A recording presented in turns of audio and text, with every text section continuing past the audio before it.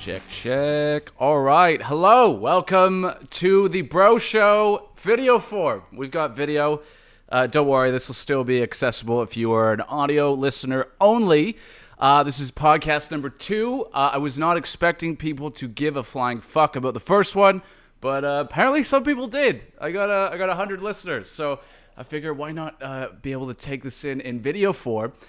The real reason I'm doing this is because the government has shut down my ability to work. So it is time for me to try to get on the interwebs. I'm sure if you are from British Columbia, Canada, which the majority of my listeners are, you will know that the government has banned all events, which means this guy cannot make a living. Now, they did this before when they made street performing illegal, so I worked very hard on finding a new income, a new way of making a living. Then the government came in and said I couldn't do that either. So I have now reached the lowest form of entertainment, which is podcasting. I don't know what I'm sure the next step, like when the government comes in and says that like podcasting leads to COVID-19 outbreaks, I'll have to like become an OnlyFans model. Which I'm not averse to, but it is a last resort. So hope you guys enjoy this. It's going to be, once again, just me rambling. I do have a few topics like I really want to go in on, though.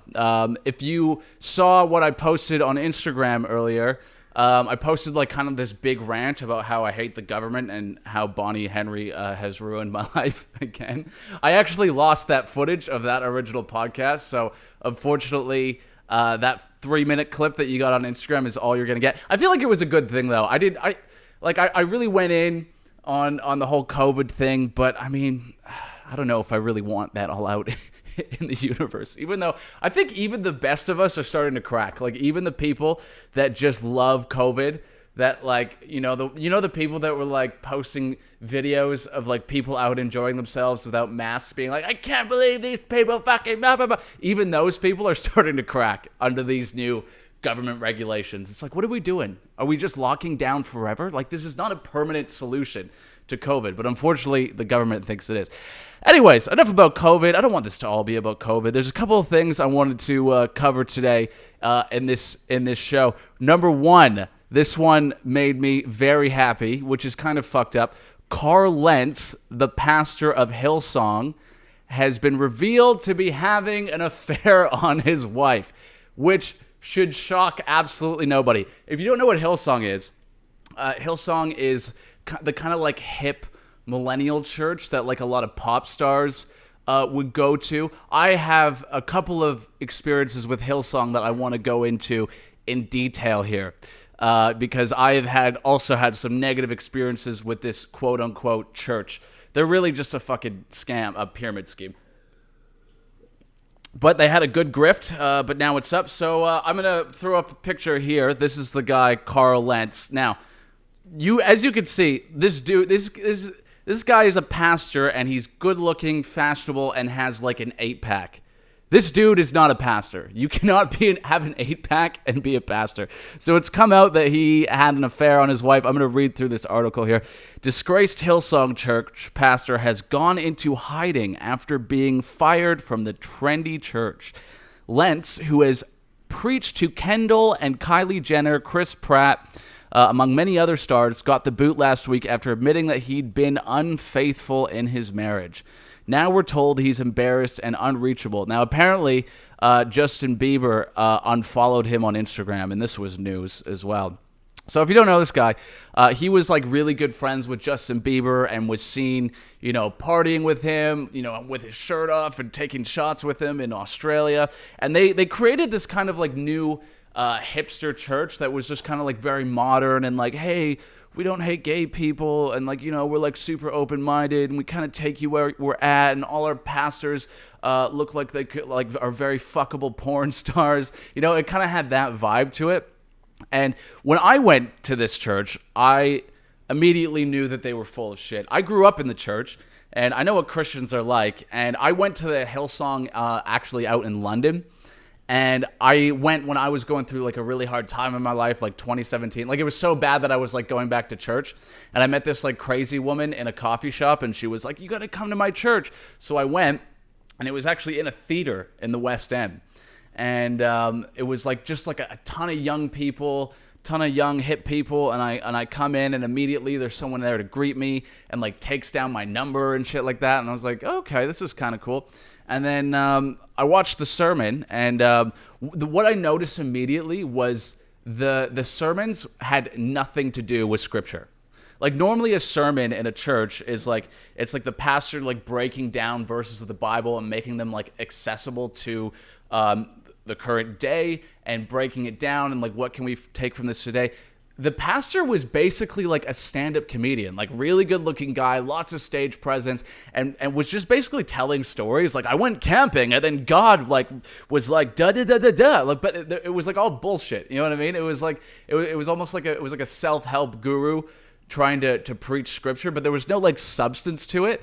And the first time I went, I didn't really mind, but then I noticed after the fourth time I went, every single sermon would lead into this kind of weird little preachy self-help thing with a bunch of platitudes that don't really mean anything. Like they would just be like, God loves you no matter where you're at. You are good enough. I know that you think you're not loved, but you are loved. And as he would be going into this really inspirational thing, like a band would start playing in the background with like lots of like key changes and stuff. And as someone who works in theater, like I know all of the little tricks into like eliciting an emotional response in someone. And they started like having the lights going, like all these flashing lights and the little key changes in the background and like the music slowly rising and the pastor just keeps going and getting more and more intense. It's like you are good enough. God loves you no matter what you've done. He's here. And then all of a sudden like everyone in the audience is like crying and like putting their hands up and just like going nuts. And then I looked around. I was like, oh my God, this is not a church. This is a fucking cult. The other thing that was crazy is I watched them use the same tactics that I used as a street performer to manipulate people into giving me their money. I watched them use the exact same tactics. Every single sermon, they would have a guy come up from the audience and tell a story and just be like, yeah, man, so a year ago, I was broke. I was down to my last $30 and I didn't have a job and I decided to donate all of the money to God. I gave my last $30 to God. And then a week later, I got a 6-figure job. And I remember thinking, holy fuck, you cannot do this. This is horrible. Like, this is the worst level of emotional manipulation I'd ever seen. And then before they would pass the hat around for tithing, for like giving to God, they would give out free money to the congregation. Like they would like give someone like I think they gave one guy like £10, and then they gave I was in London, England. They gave one guy £10, and then they gave like another guy like a free Hillsong CD, which is what I do in my street show. Right before I ask for money, I give a small child $10 right before I do my money spiel. So I watch them using like all like really standard industry tricks to getting people's money and manipulating people into eliciting an emotional response. So I knew that these people were full of shit. Hillsong, you know what I mean? They're absolute grifters, but at their very worst because they're using religion. So this guy, Carl Lentz, it's been revealed that he's kind of a scumbag. Has been cheating on his wife and fucking lots of different people. But I mean, like, look at this guy. Look at this guy. This guy is like a fucking model. He's like a 10. You know what I mean? You're not leading your congregation in like so the Bible, it calls you to be like not of this world, right? And what Hillsong has tried to do is ingratiate itself of the world, right? It's tried to become like very hip, hang out with all the pop stars, you know, like it's okay to like be super sexy and fashionable and swear and drink and like, but it just doesn't work. Like if you look at the values that the Bible teaches and the values that they're putting forward, it just doesn't work at all. It's basically just a big scheme into getting millennials to feel like going to church. Like they can go to church and still drink and have sex and do drugs. Is pretty much the vibe here. Your pastor can't. You don't want to have a pastor that you want to fuck. You know what I mean? It just doesn't work. Anyways, I thought that was hilarious. What else did I want to talk about here? News coming out of Ontario. There is a man who decided to reopen his business, and the government is very upset about this. So this guy named Skelly. He is protesting the COVID-19 rules, and what he's done is he owns a barbecue restaurant, and he decided to open up and serve the public regardless of the 28-day ban on indoor dining at restaurants. Now, ask me, this guy is a hero. I know that's not going to be a popular opinion amongst everyone, but this man is a fucking hero. This is what people like kind of don't understand about this whole lockdown thing, is like small businesses like this guy have been really fucked over with next to no government help. And what's really disturbing about that is the government, when COVID first happened, bailed out like tons of these really big corporations. So when you're a small business and you put your entire life savings into something like this, and then have the government just come in and say, hey, no, you can't work anymore. Oh, yeah, we're going to give you fuck all and help, but also we've just committed the biggest transfer of wealth in history. That's going to piss some people off. Now, this guy is a hero. I honestly think the way the government has handled this situation is absolutely disgusting. But this guy refused to close his doors, and what happened? The police came in and arrested him and charged him with 9 different crimes.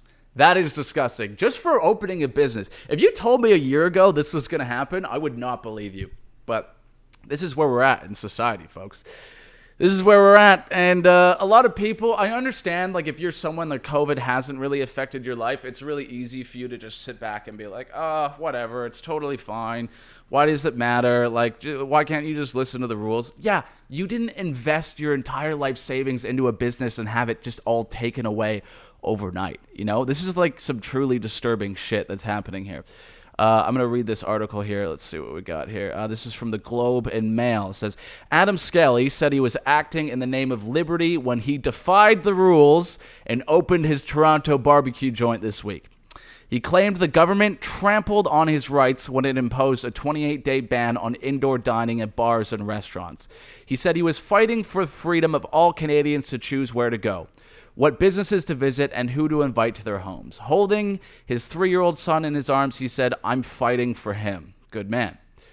Fortunately, most people will see his protest for what it is, a dangerous political stunt. Mr. Skelly ignored not just the ban on indoor dining, but also an explicit order to close his doors from the city's public health chief. His restaurant in the suburb of blah, blah, blah was open for a couple of days as the police dithered over how to shut it down. Dozens of diners came inside. Many more gathered outside, cursing the media, waving placards and the threat of communism, or dancing to Bob Marley's Get Up and Stand Up. So right off the bat, you can see the media already hates this guy. They hate this guy for daring to make a living. That's fucking hilarious. Like most of the public sees it for what it is, a dangerous political stunt. How do you know what most of the public thinks? Like, do you have any stats on that? Did you go out and ask people? Or are you just going by Twitter again? Fuck these people.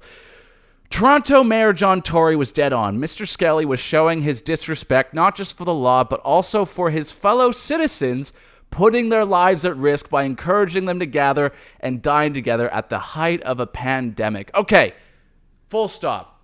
This is really frustrating. For the people in power to accuse this man of committing a dangerous stunt and disregard for his fellow citizens for simply trying to make a living is fucking gross. What is this guy supposed to do? Just lose everything that he's worked for and go on CRB? Make $1,800 a month trying to raise a family? He can't fucking do that. So what is he supposed to do? I have friends who have small businesses and they've been totally fucked by this. And they just want you to lay down and take it? This is ridiculous. Authorities finally took action late in the week. They had the locks changed on the restaurant. Mr. Skelly now faces a variety of charges on Thursday afternoon. Police led him away in handcuffs. But even if it fizzles, his protest underlined a growing tendency to second-guess the officials who are guiding Canada's response to COVID-19. Yeah, why do you think people are questioning it? Because every month you have something different to say, and you're closing these small businesses without presenting evidence of there being any outbreaks there. So why the fuck wouldn't why? Okay, so in one breath here they've said, oh, thank God the public sees this for what it really is, a stunt. And then on the other hand, they're saying, oh, the tensions are starting to rise as people start to question the authenticity of the lockdowns. Which one is it? They can't even stick to one train of thought in their own article. Even the most law-abiding people have questions about the rules, many of which seem unfair and illogical. Why do small businesses, such as Mr. Skelly, have to close when big outlets stay open? reaping big gains as thousands of bars, restaurants, and shops face ruin. What harm could it do to let families gather in small groups of Christmas festivities? As understandable as those feelings may be, this is not the time to be an armchair quarterback. What are you talking about? You should... This is what, like, fucking boggles my mind. So the media has, like, created this narrative that if you question your government and the laws that they're putting forward, you're somehow like this conspiracy theorist. You know what I mean? And like, it's really easy for people like this who are still working and still making a living to look down on the people who are protesting and have them say like, oh, this is not the time for this. Yeah, because you still have a job. For those of us who got completely fucked, it's time for us to question the authenticity of why we're fucked, okay? Government officials have to make difficult, often agonizing decisions. Oh, are they agonizing? That's what makes me so mad about Bonnie Henry. Every time she comes out and just looks like so sad and distraught, like it's this vibe of like, this upsets me more than it upsets you to tell you that you're fucked.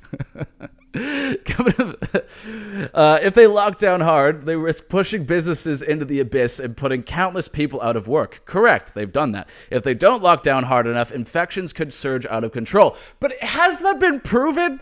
Like, have we proven that lockdowns actually work?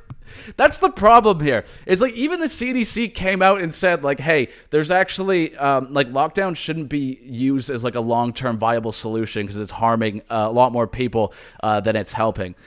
They won't always make the right call. They are human, like all of us. A tough report this week from Ontario's General said that the province's response to the virus was disorganized and inconsistent. A lot like this article, but they are doing their best in a fast-changing, often confusing environment.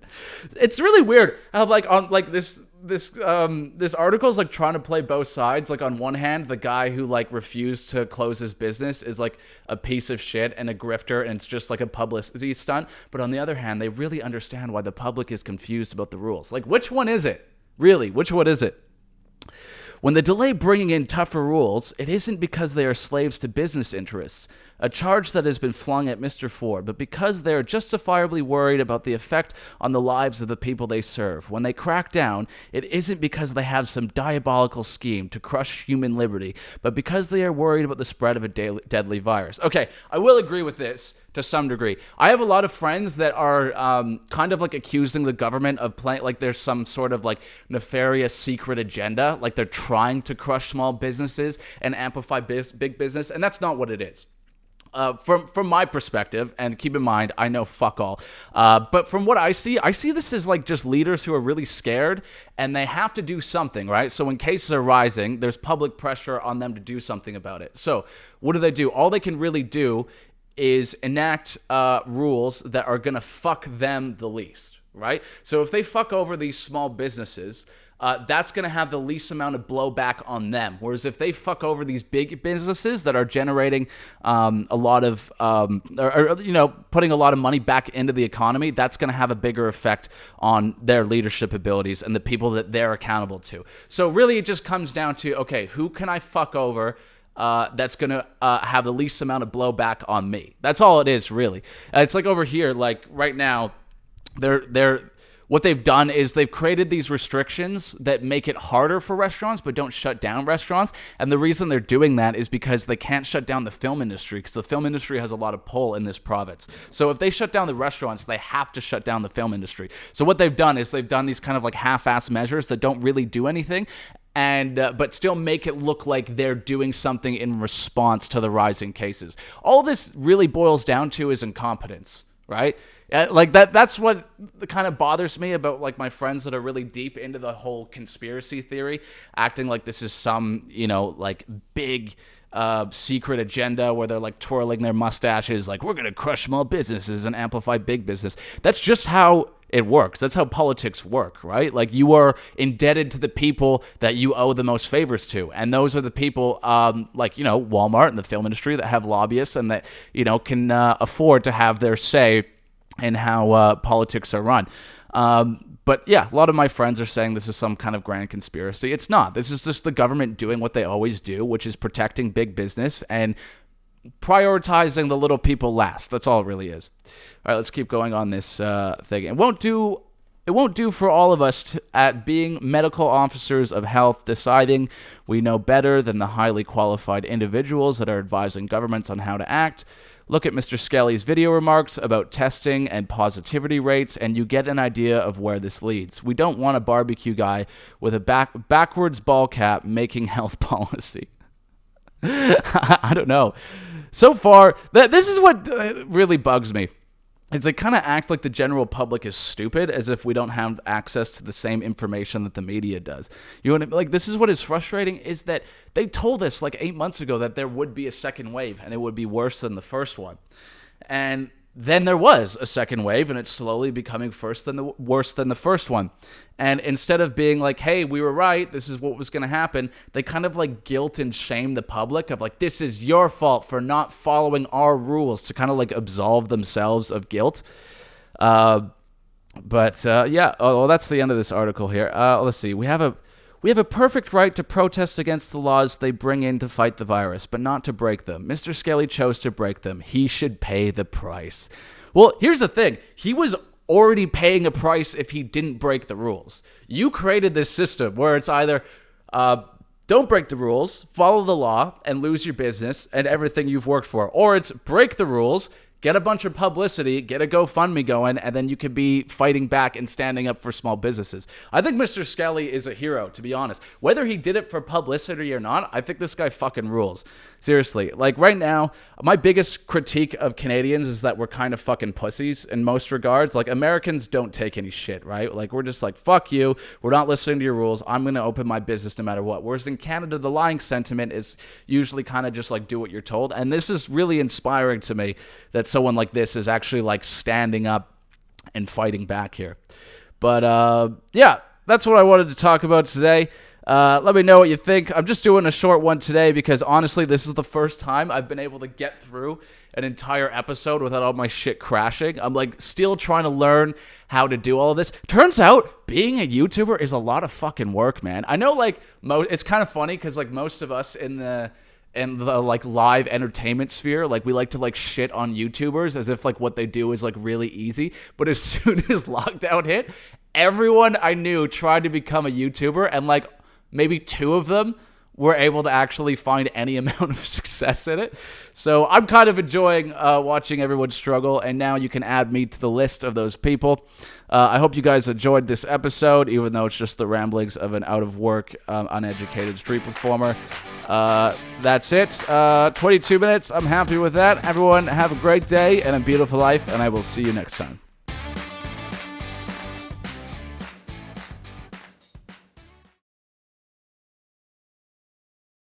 Everyone have a great day.